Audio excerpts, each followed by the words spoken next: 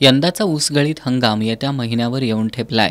स्वाभिमानी शेतकरी संघटनेचे अध्यक्ष माजी खासदार राजू शेट्टी यांच्या लोकसभा निवडणुकीतील पराभवानंतर चळवळीत थोडी निराशा पसरली होती। त्यामुळे प्रतिवर्षीप्रमाणे स्वाभिमानीची ऊस परिषद होणार की नाही असा संभ्रम शेतकऱ्यांमध्ये निर्माण झाला होता। या पार्श्वभूमीवर माजी खासदार राजू शेट्टी यांनी ऊस परिषद घेण्याबाबत चर्चा करण्यासाठी आज संघटनेचे पदाधिकारी आणि कार्यकर्त्यांची बैठक घेतली। या बैठकीत झालेल्या चर्चेअंती 16 ऑक्टोबरला विक्रमसिंह मैदानावर ऊस परिषद घेण्याचा निर्णय घेण्यात आलाय।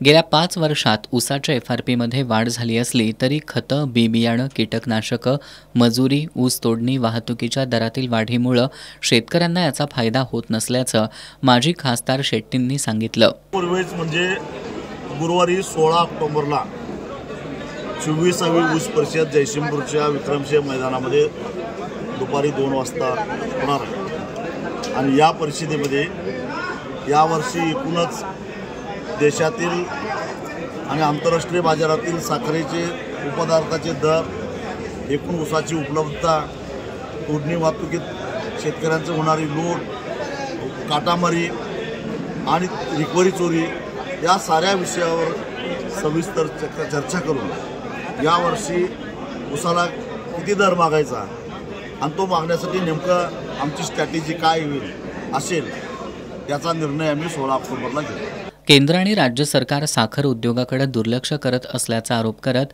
माजी खासदार शेट्टींनी मराठवाड्यातील पूरग्रस्त शेतकऱ्यांना तातडीनं मदत देण्याची मागणी केली। पहिल्यांदा तातडीनं ओला दुष्काळ जाहीर केला पाहिजे आणि शेतकऱ्याचं कर्ज पूर्णपणे त्यांना कर्जातून मुक्त केलं पाहिजे।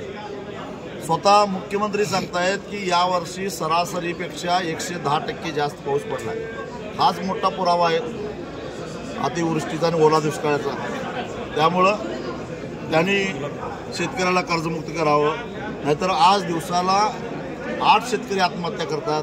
हा आकडा 12च्या वर गेल्याशिवाय राहणार नाही। आजच्या बैठकीत 24व्या ऊस परिषदेच्या पार्श्वभूमीवर सांगली, कोल्हापूर, सोलापूर, सातारा आणि उत्तर कर्नाटकात शेतकरी मेळावे घेण्याचा निर्णय घेण्यात आला।